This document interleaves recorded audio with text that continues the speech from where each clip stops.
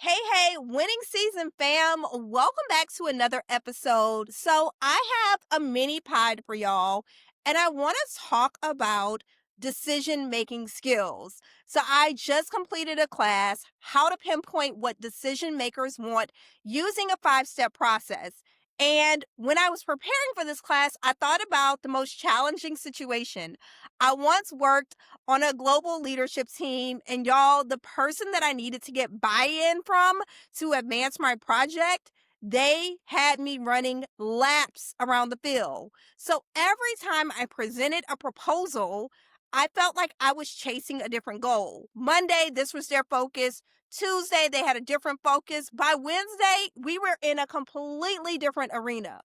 My team was frustrated and I was frustrated at the situation. So I was ready to throw up my hands and say, I can't do this, but I decided to try one more thing. And that one more thing was the LATTE Framework. Look, anticipate, think, talk, evaluate.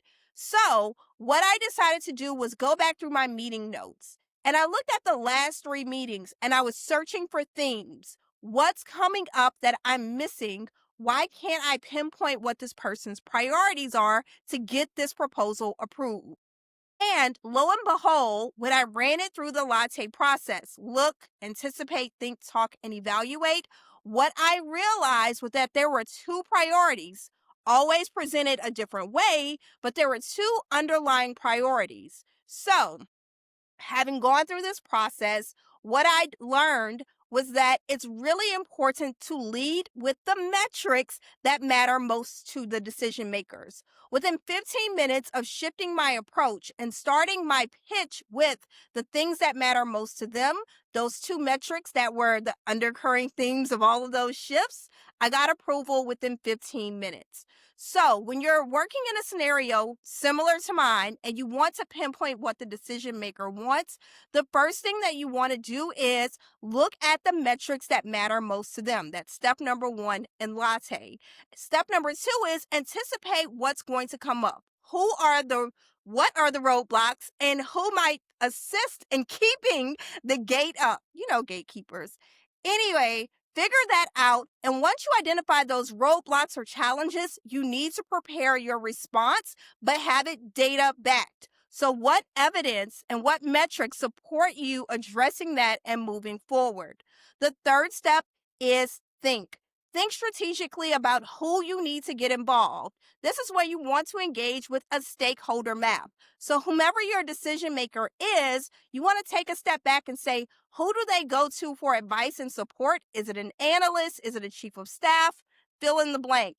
Find out what metrics that person uses as well, and then you're able to really craft your approach so that it's hitting all of the proper decision makers. Next, get to the talk phase. Within the first 5 minutes of your meeting, lead with the metrics that matter most to that decision maker. So I shared with you in 15 minutes, I got a yes after months of running around. It's because that meeting started with the key metrics. So within 5 minutes, jump into that data. The last step of LATTE is evaluate. After every meeting, go through your notes. What did you miss? What did you do well? What information can you present differently? This is going to help you sharpen your approach and move through LATTE even faster next time.